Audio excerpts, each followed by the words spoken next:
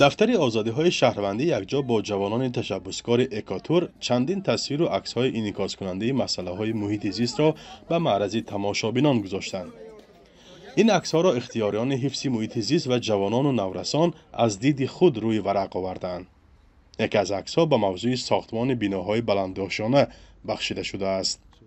В современном мире становится очень много высокоэтажных домов.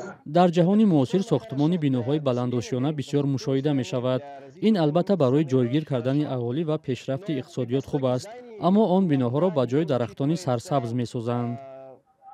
Зелень, деревья, которые были до ساختمان زیادی بلندآشانه‌ها در شهرهای خوجند و دوشنبه یکی از شکایت‌های اساسی ساکنان آن در سالهای اخیر است.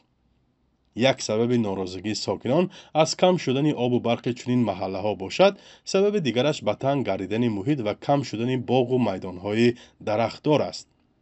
مشکلی که مقامات مربوطه به آن شرح نمی‌دهند. может привести к тому, что این وضع به آن آورده رسانیدنش ممکن که به آدمان هوای تازه نمی‌رسد و آنها مجبور می‌شوند که زیر نقاب یا روی پوش زندگی کنند. به این شیوه هوای تازه خاص بر خودشان را نفس می‌گیرند. این عکس همین مضمون را می‌دهد که مشکلات حفظ محیط زیست به نقطه نهایی می‌رسد. برای همین باید به این مسئله توجه کرد. очень серьезные точки невозврата возможно. Поэтому нужно на них обращать внимание.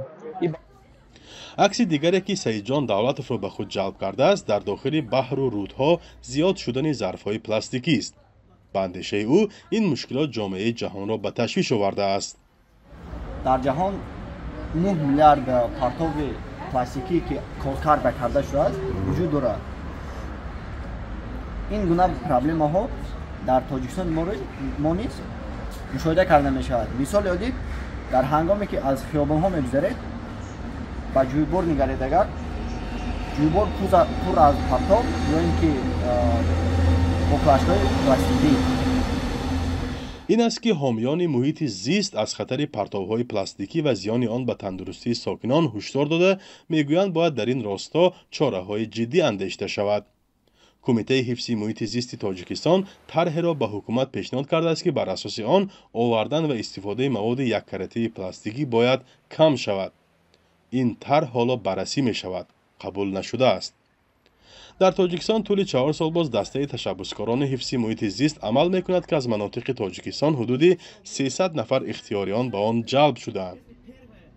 این لایحه از سوی آژانس ایالات متحده آمریکا عاید به رشد بین‌المللی یا یوساید دستگیری می‌یابد.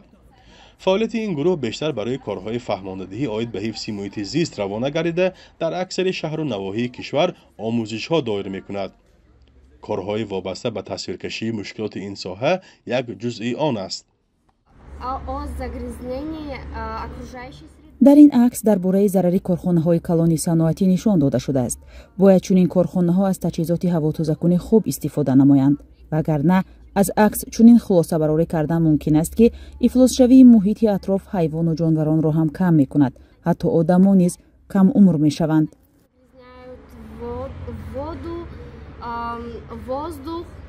حامیان طبیعت میگویند در برابر راه صنعتی حل مشکل باید معرفت اکولوژی شهروندان نیز بالا برده شود.